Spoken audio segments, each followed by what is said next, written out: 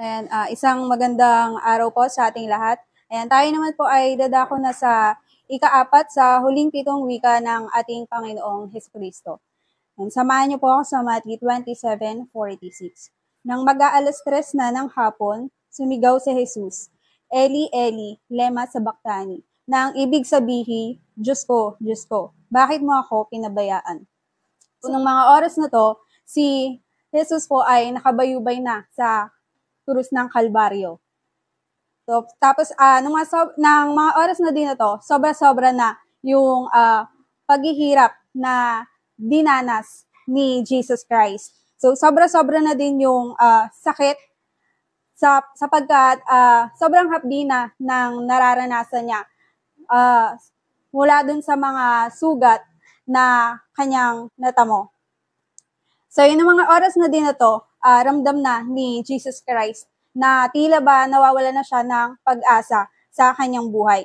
Kaya naman kanyang isinigaw ng malakas, Diyos ko, bakit mo ako pinabayaan? And tayo po muna ay manalangin sa ating Panginoon.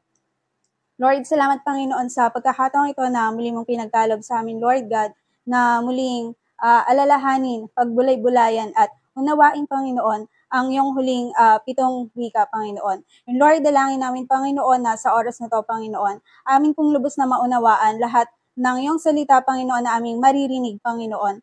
At sa oras na to, Panginoon, dalangin din po namin na ito po ay aming maisabuhay, Panginoon, o lahat ng lessons, Panginoon, na aming matututunan, Panginoon, sa oras na to, ay aming mai-apply, Lord God, sa aming mga buhay.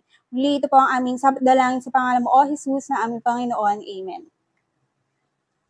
And, sa panahon po natin ngayon, ayan, kung ikukumpara natin yung ating mga sarili sa sitwasyon na dinanas ni Jesus Christ.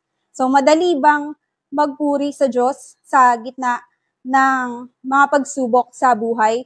Ayan, madali bang manalig sa Diyos sa oras ng sakuna? So, madali din bang manalangin sa Panginoon sa panahon na tayo'y ligalig? At madali din bang magpasalamat sa Diyos kung tayo ay bigo? So yan, muli, samahan niyo po ako na unawain ang ika-4 sa huling 7 wika ni Jesus na matatagpuan sa Matthew 26:47. At sa mga salitang ito, ayan, meron po lamang akong 2 punto o 2 katanungan na ating bibigyan ng pansin at kasagutan sa oras na to.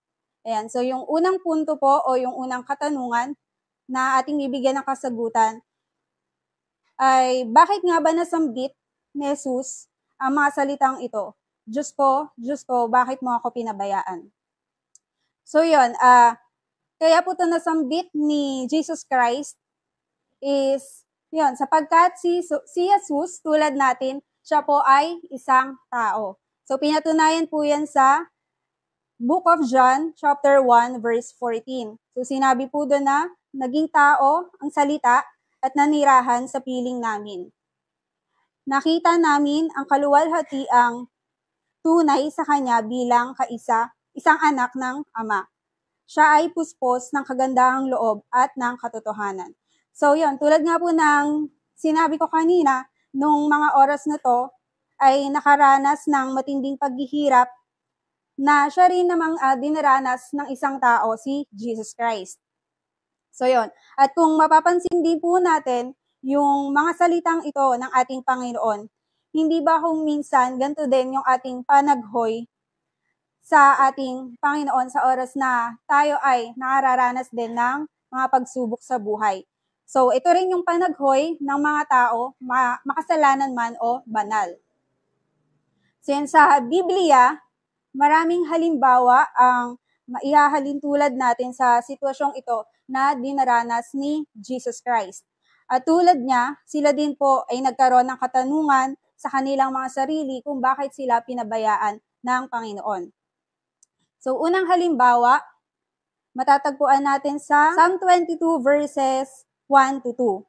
Ito po ay sinambit ni Haring David.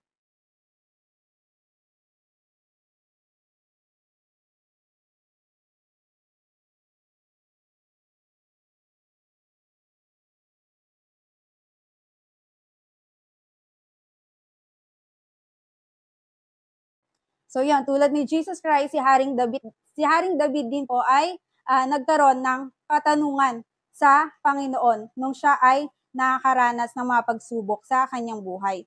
So ganun din po sa Job chapter 10 verses 1 to 3. So sinabi naman po doon, 'di ba?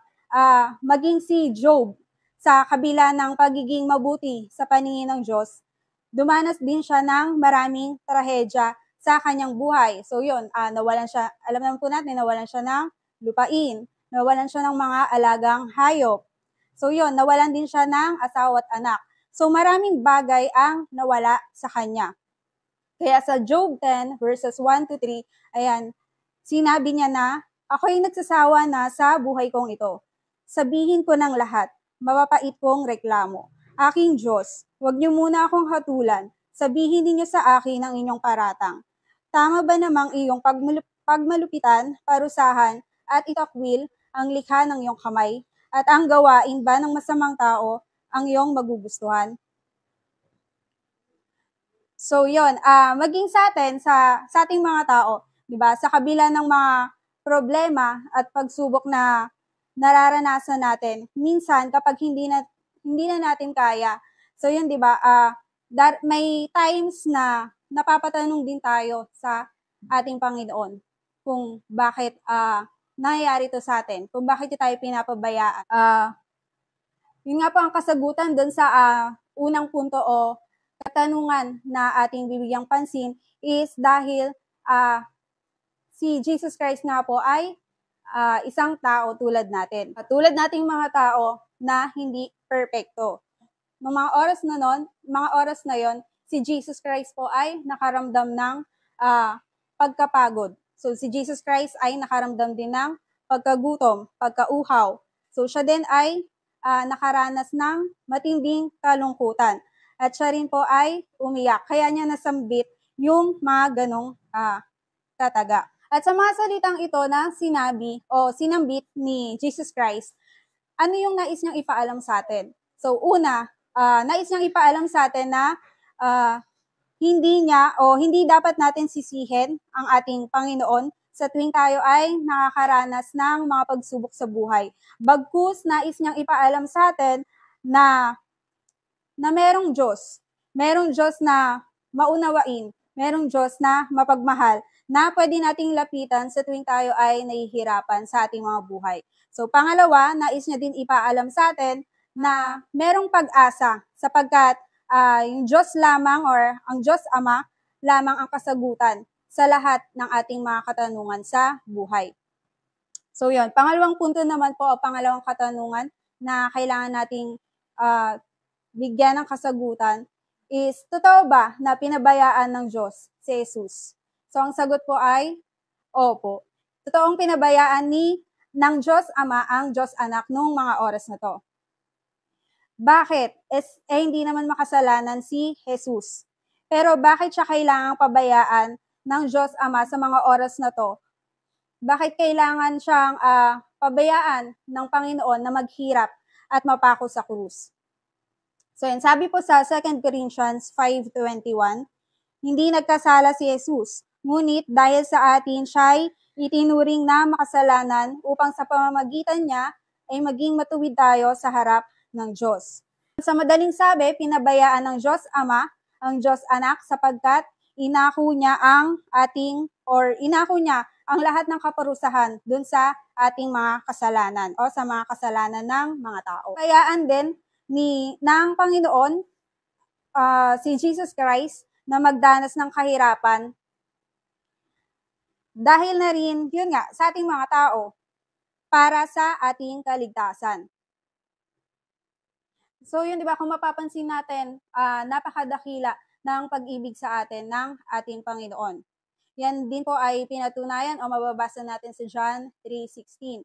Sabi po doon, sapagkat gayon na lamang ang pag-ibig ng Diyos sa sangkatauhan, kaya't ibinigay niya ang kanyang bugtong na anak upang ang sino mang sumampalataya sa kanya ay hindi mapahamak, kundi magkaroon ng buhay na walang hanggan. So yun, pinabayaan ng Diyos Ama ang Diyos Anak. So tiniis ng Ama na pabayaan ang kanyang anak upang isigaw, Diyos ko, bakit mo ako pinabayaan? So, upang sa pamamagitan na rin po ni Jesus, yan, marinig ng Panginoon yung hinaing nating mga tao. Pinabayaan ng Diyos si Jesus upang tayong mga tao ay huwag niyang pabayaan. So yan, yun lamang po, tayo po ay muling manalangin sa ating Panginoon. Lord, maraming salamat po sa oras na to, Panginoon, na muli kaming makarinig, Panginoon, ng iyong mga salita, Panginoon. Lord, dalangin namin kayong siyang patuloy na gumabay, mag-ingat, Panginoon, sa buhay ng iyong mga anak, Panginoon. And Lord, dalangin din po namin sa oras na to, Panginoon, na ikaw ay aming patuloy na mabigyan ng pagpupuri pa sa salamat, Panginoon, sa aming buhay, Panginoon. Ito po ang aming dalangin sa pangalan mo, O Jesus, na aming Panginoon. Amen.